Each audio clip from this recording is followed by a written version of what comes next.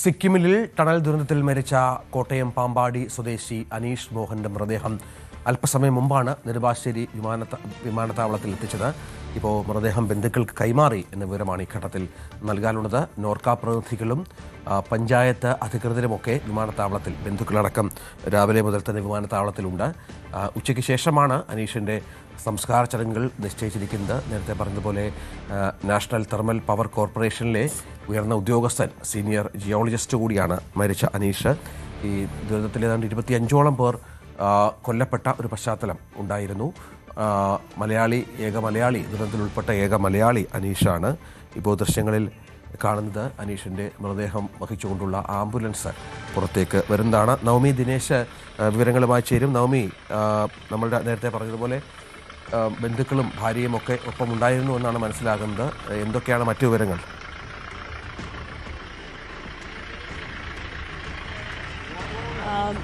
രഞ്ജിത്ത്, ഇപ്പോൾ മൃതദേഹം പുറത്തേക്ക് ഇറക്കിയിരിക്കുകയാണ്. ആംബുലൻസിൽ കയറ്റി അല്പസമയത്തുള്ളിൽ തന്നെ കോട്ടയത്തെ വീട്ടിലേക്ക് കൊണ്ടുപോകും.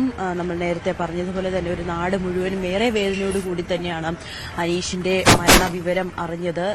സിക്കിമിലെ ജലവൈദ്യുത പദ്ധതിയുടെ ഭാഗമായി നിർമ്മിക്കുന്ന തുരങ്കം തകർന്നുണ്ടായ അപകടത്തിലാണ് ജിയോളജിസ്റ്റായിട്ടുള്ള പാമ്പാടി സ്വദേശി അനീഷ് മോഹൻ മരിച്ചിരിക്കുന്നത്.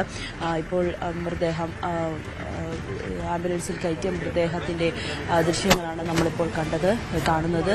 എന്തായാലും ഏറെ വേദനയോടുകൂടി തന്നെയാണ് ഒരു നാട് മുഴുവനും അനീഷിന്റെ മരണവാർത്ത കേട്ടിരിക്കുന്നത്. ആദ്യം വലിയൊരു പ്രതിസന്ധി ഉണ്ടായിരുന്നു. അനീഷിന്റെ മൃതദേഹം നാട്ടിലേക്ക് എത്തിക്കാൻ കഴിയുമോ എന്ന് അനീഷിന്റെ സഹോദരനെയാണ് നമ്മൾ കാണുന്നത്. അനീഷിന്റെ സഹോദരൻ ആംബുലൻസിൽ കയറി, കുടുംബാംഗങ്ങളും ഒക്കെ ഉണ്ടായി. ഇപ്പോൾ പഞ്ചായത്ത് പ്രസിഡന്റ് സംസാരിക്കുന്നുണ്ട്.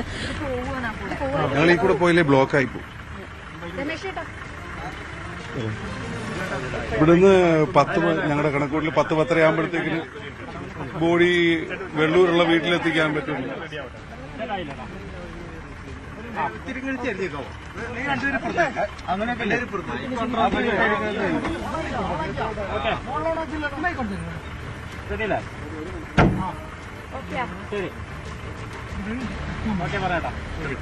ഇന്ന് ഏതാണ്ട് 10-10:30 ആകുമ്പോഴത്തേക്കിന് ബോഡി വെള്ളൂര് പാമ്പാടി ഗ്രാമപഞ്ചായത്തിന്റെ 21-ാം വാർഡിലാണ് അനീഷിന്റെ വീട്. അവിടെ വീട്ടിലേക്ക് 10-10:30 ആകുമ്പോഴത്തേക്കിന് ബോഡി എത്തിക്കാൻ പറ്റും. കാലടിപ്പാലത്ത് വലിയ ബ്ലോക്കുണ്ട്. ഞങ്ങൾ സാധാരണ 2 മണിക്കൂർ കൊണ്ട് അവിടെ നിന്ന് ഇവിടെ എത്താൻ പറ്റേണ്ടതാണ്. 3 മണിക്കൂർ ഞങ്ങൾ പ്ലാൻ ചെയ്ത് എത്തിയിട്ട് പോലും 10 മിനിറ്റെങ്കിലും ഞങ്ങൾ എന്നിട്ടും ലേറ്റ് ആയിട്ടാണ് എത്തിയത്. അതുകൊണ്ടാണ് ഒരു 10-10:30 ആകുമ്പോഴത്തേക്കിന് ബോഡി അവിടെ എത്തിക്കാൻ പറ്റും എന്നാണ് വിശ്വസിക്കുന്നത്. സംസ്കാരം 2 മണിക്ക് മരണാനന്തര കർമ്മങ്ങൾ ഭവനത്തിൽ ആരംഭിക്കും. അതിനുശേഷം വീട്ടുവളർപ്പിൽ തന്നെ സംസ്കാരം നടക്കും.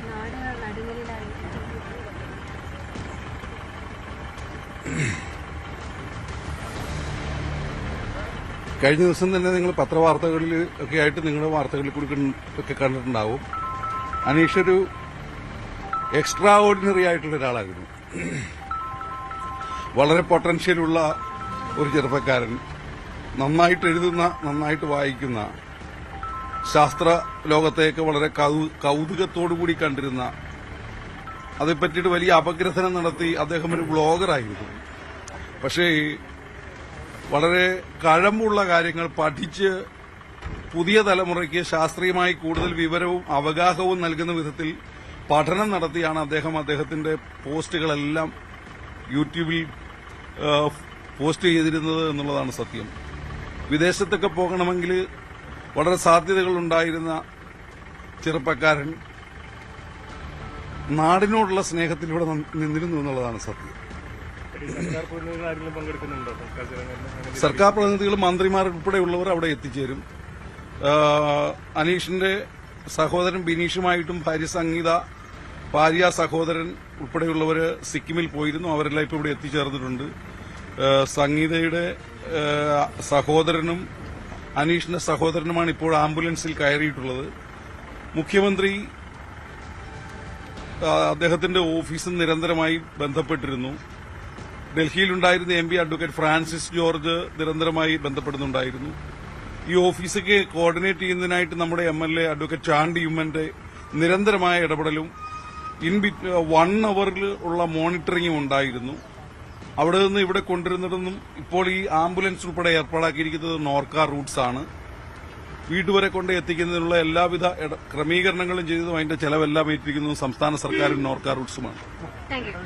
പഞ്ചായത്ത് പ്രസിഡന്റാണ് രഞ്ജിത്ത് ഇപ്പോൾ സംസാരിച്ചത്. എന്തായാലും അനീഷിന്റെ സംസ്കാര ചടങ്ങുകളെക്കുറിച്ചുള്ള വിശദാംശങ്ങളാണ് അദ്ദേഹം പറഞ്ഞത്. അനീഷിന്റെ ഭാര്യ സഹോദരൻ, അനീഷിന്റെ സഹോദരൻ ബിനീഷ് എന്നിവരും ഇപ്പോൾ ആംബുലൻസിലുണ്ട്. അനീഷിന്റെ ഭാര്യ മറ്റൊരു വാഹനത്തിലാണ്. സഹോദരന്മാരാണ്, അനീഷിന്റെ സഹോദരനും ഭാര്യ സഹോദരനുമാണ് ഇപ്പോൾ ആംബുലൻസിൽ കയറിയിരിക്കുന്നതിന്റെ ദൃശ്യങ്ങളാണ് നമ്മൾ കാണുന്നത്. ഏറെ വേദനയോടുകൂടി തന്നെയാണ് ആ കുടുംബം ഈ ഒരു വാർത്തയെ, ഒരു നാട് ആകെ ഈ ഒരു വാർത്തയെ കേട്ടിരിക്കുന്നത്. നമ്മൾ നേരത്തെ പറഞ്ഞതുപോലെ തന്നെ സിക്കിമിലെ ജലവൈദ്യുതി പദ്ധതിയുടെ ഭാഗമായി നിർമ്മിക്കുന്ന തുരങ്കം തകർന്നുണ്ടായ അപകടത്തിലാണ് ജിയോളജിസ്റ്റായിട്ടുള്ള അനീഷ് മരിച്ചിരിക്കുന്നത്. ഹരിയാനയിലായിരുന്നു 6 മാസമായിട്ട് നേരത്തെ ഹരിയാനയിലായിരുന്നു അനീഷ് ജോലി ചെയ്തിരുന്നത്. അവിടെ കുടുംബവും ഒപ്പം ഉണ്ടായിരുന്നു. പിന്നീട് 6 മാസമായതേ ഉള്ളൂ സിക്കിമിലേക്ക് ട്രാൻസ്ഫറായി വന്നിട്ട്. ഇപ്പോൾ പഞ്ചായത്ത് പ്രസിഡന്റ് പറഞ്ഞതുപോലെ തന്നെ വലിയ ഒരു ബ്രില്യന്റ് ആയിട്ടുള്ള, എക്സ്ട്രാ ഓർഡിനറി ആയിട്ടുള്ള ഒരു ഉദ്യോഗസ്ഥൻ തന്നെയായിരുന്നു, ഒരാൾ തന്നെയായിരുന്നു അനീഷ്. അനീഷിന്റെ യൂട്യൂബ് ചാനലിനെ സ്ഥിരമായി കാണുന്ന ആളുകൾക്ക് പോലും അറിയാം, മലയാളികൾക്ക് സുപരിചിതരായിട്ടുള്ള ഒരു വ്യക്തി കൂടിയാണ് അനീഷിന്റെ സയന്റിഫിക് മലയാളി എന്ന യൂട്യൂബ് ചാനൽ. അതിൽ പറയുന്ന കണ്ടന്റുകളെല്ലാം തന്നെ വളരെ ഇൻഫോർമേറ്റീവ് ആയിട്ടുള്ള കാര്യങ്ങളാണ് എപ്പോഴും അനീഷ് പറയുന്നത്. പറഞ്ഞു തീരാത്ത 1000 കഥകൾ ബാക്കി നിർത്തിക്കൊണ്ടാണ് ഇപ്പോൾ അനീഷ് വിടവാങ്ങുന്നത്.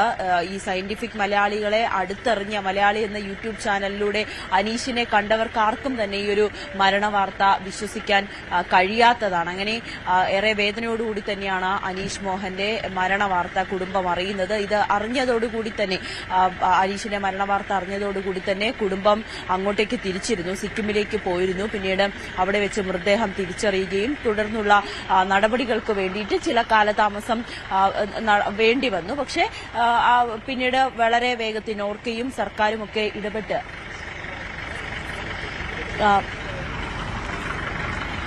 ഇടപെട്ടുകൊണ്ടാണ് കാര്യങ്ങളെല്ലാം വേഗത്തിലാക്കുകയും അനീഷിന്റെ മൃതദേഹം നാട്ടിലേക്ക് എത്തിക്കാനുള്ള നടപടികളൊക്കെ നടത്തുകയും ചെയ്തു. നമ്മളിപ്പോൾ ദൃശ്യങ്ങൾ കാണുന്നത് അനീഷിന്റെ ഭാര്യയാണ്. അനീഷിന്റെ ഭാര്യ സിക്കിമിലുണ്ടായിരുന്നു.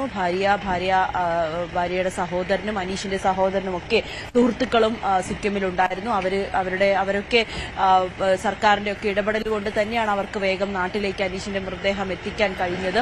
അവർക്ക് വലിയ വേദനയുണ്ടായിരുന്നു ഇനിയിപ്പോൾ നാട്ടിലേക്ക് വരാൻ കഴിയുമോ എന്നുള്ളത്. എന്തായാലും സർക്കാരിന്റെ കൃത്യമായ ഇടപെടൽ എല്ലാം അവർക്ക് വേഗം നാട്ടിലേക്ക് എത്തിക്കുവാനും മറ്റ് നടപടികളിലൊക്കെ കഴിയുകയും ചെയ്തു. എന്തായാലും അനീഷിന്റെ മൃതദേഹവുമായിട്ട് പോകുന്ന ആംബുലൻസ് 10:30 അവിടേക്ക് എത്തും, കോട്ടയത്തേക്ക് എത്തുമെന്നാണ് അറിയാൻ സാധിക്കുന്നത്. എന്തായാലും പൊതുദർശനത്തിന് ശേഷമായിരിക്കും സംസ്കാരം അടക്കമുള്ള നടപടികളൊക്കെ ഉണ്ടാവുക. എന്തായാലും ഏറെ വേദനയോടുകൂടി തന്നെയാണ് ഒരു നാട് മുഴുവനും അനീഷ് മോഹന്റെ മരണവാർത്ത അറിഞ്ഞിരിക്കുന്നത്. തീർച്ചയായും നേരത്തെ നവീൻ പറഞ്ഞതുപോലെ അനീഷിന്റെ യൂട്യൂബ് ചാനൽ അത് ശാസ്ത്രത്തെ വളരെ വ്യക്തമായി മനസ്സിലാക്കാൻ ആഗ്രഹിക്കുന്നവർക്ക്, ശാസ്ത്ര അവബോധമൊക്കെ ഉള്ളവർ ഒരുപാട് ശ്രദ്ധിക്കുന്ന ഒരു സയന്റിഫിക് മലയാളി എന്നുള്ള യൂട്യൂബിൻ്റെ ബയോ ഡിസ്ക്രിപ്ഷനൊക്കെ ഏറെ പ്രധാനമാണ്. ഈ ജനാലയിലൂടെയാണ് അനീഷ് മോഹൻ ലോകത്തോട് കഥകൾ പറയുന്നത്. അപ്പോൾ നിങ്ങൾ ചോദിച്ചേക്കാം, ആരാണ് ഈ അനീഷ് മോഹൻ എന്ന്. ചോദ്യം കൊള്ളാം, പക്ഷേ ആ ചോദ്യം ഇവിടെ തികച്ചും അപ്രസക്തമാണ്. പ്രസക്തമായത് കഥകൾ മാത്രമാണ്. കഥകൾ, മനുഷ്യൻ്റെ കഥകൾ, നിഗൂഢതകൾ ഒളിപ്പിച്ച അസ്ഥിപേടകവും ചുമന്ന് നടന്ന ആ ഇരുകാലി മൃഗം തീർത്ത വിസ്മയങ്ങളുടെ കഥകൾ, അവൻ സൃഷ്ടിച്ച ദൈവങ്ങളുടെയും ചെകുത്താന്മാരുടെയും കഥകൾ, അവൻ ആകാശവും അതിലെ നക്ഷത്രങ്ങളും അളന്നു തീർത്തതിൻ്റെ കഥകൾ, അവൻ ചോരപ്പുഴകൾ ഒഴുക്കി ഭൂമിയെ ഹൃദുമതിയാക്കിയ കഥകൾ, 1000 കഥകൾ. ഇങ്ങനെയാണ് ഈ സയൻറ്റിഫിക് മലയാളി പേജിൽ അനീഷിൻ്റെ യൂട്യൂബ് ചാനലിൻ്റെ ബയോ ഡിസ്ക്രിപ്ഷനായി കൊടുത്തിരിക്കുന്നത്. അനീഷിനെ കുറിച്ച് അനീഷ് പറയുന്നതാണ്. ഏറെ കൗതുകമുള്ള, ഏറെ വിവരങ്ങൾ പങ്കുവച്ചിരുന്ന, അറിവുകൾ പങ്കുവച്ചിരുന്ന ഒരു മനുഷ്യൻ കൂടിയാണ് ഇപ്പോൾ വിടവാങ്ങിയത് എന്നുള്ളതാണ് ഏറെ നഷ്ടം, ഏറെ ദുഃഖം ഉണ്ടാക്കുന്നത്. നവമി ദിനേശാണ് വിവരങ്ങൾ പങ്കുവച്ചത്.